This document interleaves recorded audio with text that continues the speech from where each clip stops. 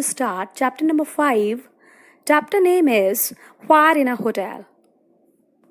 For this, you need to open your textbook, page number 55. Let's share our ideas. In this portion, some questions were asked to you. Let's read the questions.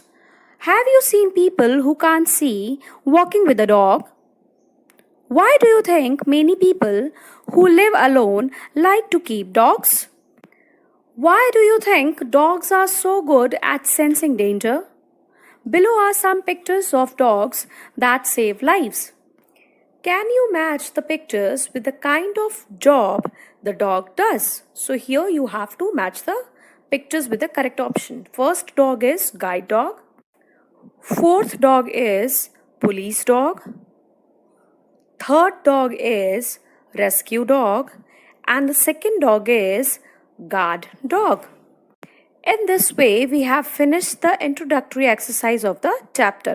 Now we will move forward for the chapter itself. So just open page number 56.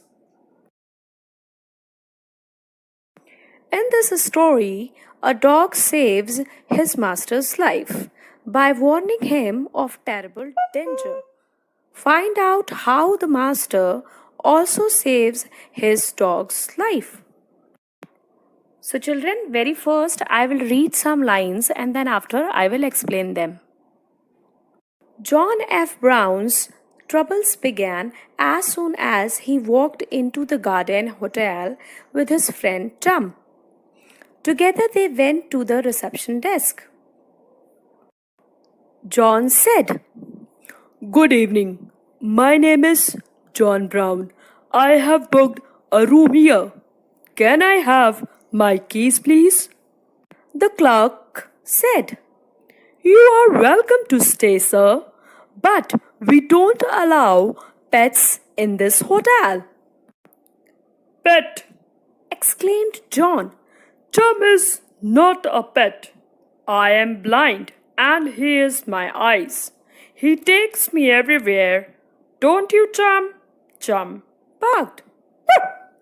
It sounded like yes. "I am sorry, sir," the clerk repeated, "but the hotel rules say." Now, children, I am going to explain these lines. John F. Brown's troubles began as soon as he walked into the Garden Hotel with his friend Chum. So here John F. Brown, who is a blind man, has one friend whose name is Chum and it is a dog.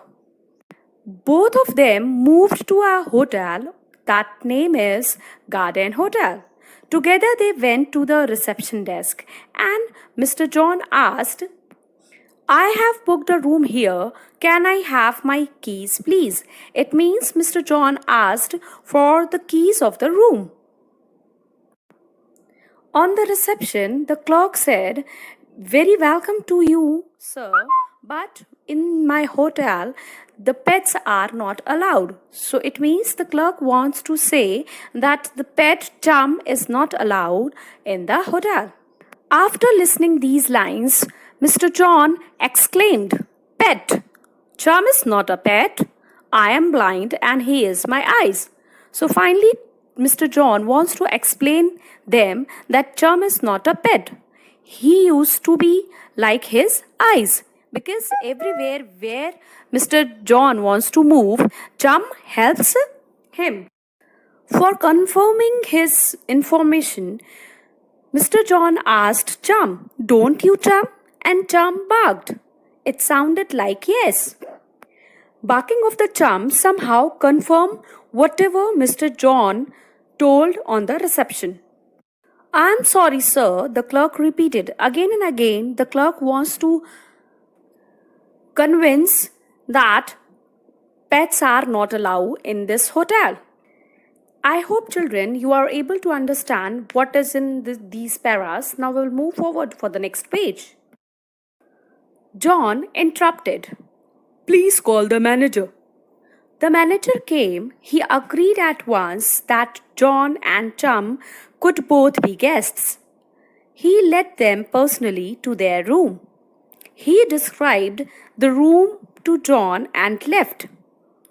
The next day, there was a lot of excitement at the hotel. A reporter from a local newspaper came to interview John Brown. This is what John told him. Now, children, I'm going to explain these two paras. When again the clerk started telling him what are the rules of the hotel, John interrupted. Interrupted means stopped. Okay? John stopped that clerk and said, "Please call the manager." When the manager came, he agreed at once that John and Tom could both be guests. It means finally the manager confirmed that yes, Tom and John both are the guests of the hotel. Then the manager led them personally to their room and described the room. It means what? Then the manager said, "Here is the bathroom, and here is the towel, and here's the phone, and whatever is there, the facility of the hotel." The manager described to the person, the guest, John. Okay, and then after he left the room. The next day, there was a lot of excitement at the hotel. A reporter from a local newspaper came to interview John Brown. This is what John told him. So, in these three lines, whatever is written, that yes, very excitement is there in the hotel. Why? Because there is going on one interview of Mr. John Brown. So, the next para is somehow the explanation of what Mr. John Brown told to this reporter. Now I'm going to read these lines and then after I will explain them. I was tired and went to sleep. Chum woke me up. I smelt smoke, a fire. Just then, the fire alarm went off. I felt the door of my room. It was hot, so I couldn't open it. The fire must be outside, I thought. I wet some towels and put them along the bottom of the door. I felt my way to the window and opened it. But because I can't see, I couldn't climb out. So, children, here in these lines, Mr. John explained that he was very tired and went to sleep. Chum woke me up. I smelt smoke. Suddenly, Chum woke him up and he smelt some smoke there. Okay. Then finally, he got the idea that yes, a fire is somewhere. And then after, he just listened the alarm sound. And this is a fire alarm sound. Then after, he touched the door of his room and he felt the door was very hot. So finally he got the idea that door was hot, it means the fire was outside. Then what he did? He wet some towels and put them along the bottom of the door. Yes, and then what he did? He just found out the way to the window and opened it. But because he was blind, so he couldn't climb out of the window. Again, I'm going to read. Okay, then after I will explain. I tried the phone. It was dead. A little smoke was getting past the towels. I started coughing. I lay on the floor with Chum beside me and waited. The minutes seemed like hours. Then I heard the sound of fire engines. It was music to my ears. I rushed back to the window, waved and shouted. Chum barked. Moments later, I heard a voice. The fireman didn't want to take Chum. It's against the rules, he said. But I explained about Chum. Seconds later, we were both safe on the ground. After putting the wet towels bottom of the door, Mr. John tried the phone, but it was dead. Dead means not working, okay? Then a little smoke was getting past the towel. Somehow, some smoke came into the room. Then after Mr. John started coughing, I lay on the floor with Chum. What they did, they lay on the floor and then they waited. The minutes seemed like hours because it's a very tough time to both of them, Chum as well as Mr. John. Suddenly, Mr. John heard the sound of fire engines. It was music to my ears. Why?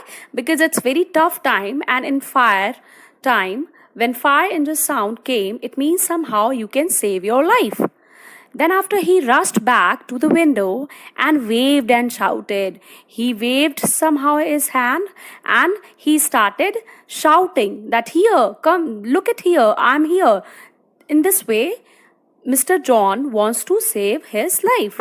And Chum also started barking. After some time, he heard a voice. It was the voice of fireman. Fireman somehow didn't want to take Chum with him. It's against the rule, he said. So the fireman said, it's against the rule. We have to save very first the human life and then after we have to save pet. So Mr. John explained what is the value of Chum to him because he was a blind man and Chum he is like his eyes. So that's why it's important to take Chum with him.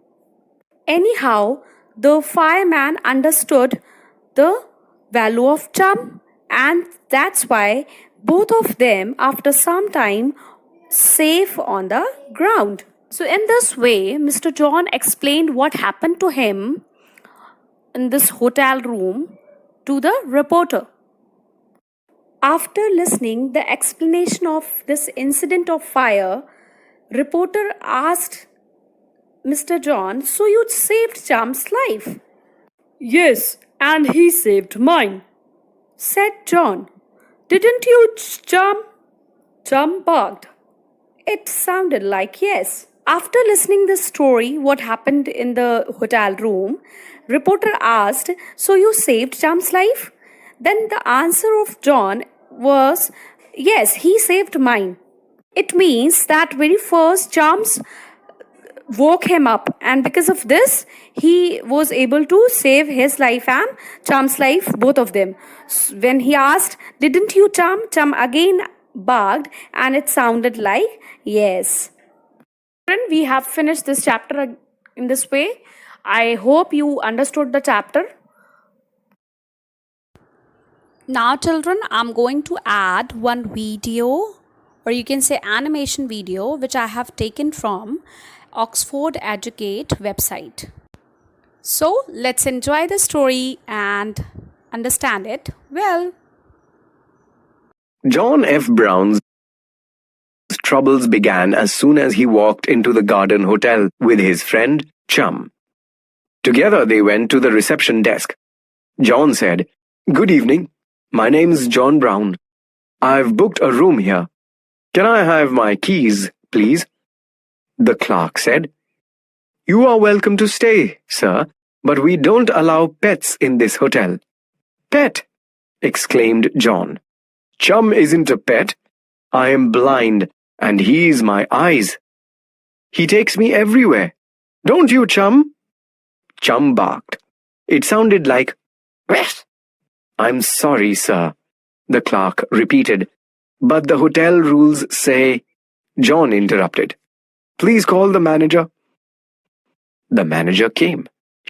He agreed at once that John and Chum could both be guests. He led them personally to their room. He described the room to John and left. The next day, there was a lot of excitement at the hotel. A reporter from a local newspaper came to interview John Brown. This is what John told him. "I was tired and went to sleep. Chum woke me up. I smelled smoke, a fire. Just then the fire alarm went off. I felt the door of my room. It was so hot, so I couldn't open it. The fire must be outside, I thought. I wet some towels and put them along the bottom of the door. I felt my way to the window and opened it, but because I can't see, I could not climb out. I tried the phone. It was dead. A little smoke was getting past the towels. I started coughing. I lay on the floor with Chum beside me and waited. The minutes seemed like hours. Then I heard the sound of fire engines. It was music to my ears. I rushed back to the window, waved and shouted. Chum barked. Moments later, I heard a voice. The fireman didn't want to take Chum. "It's against the rules," he said. But I explained about Chum. Seconds later, we were both safe on the ground. "So you saved Chum's life," the reporter said. "Yes, and he saved mine," said John. "Didn't you, Chum?" Chum barked. It sounded like, "Yes."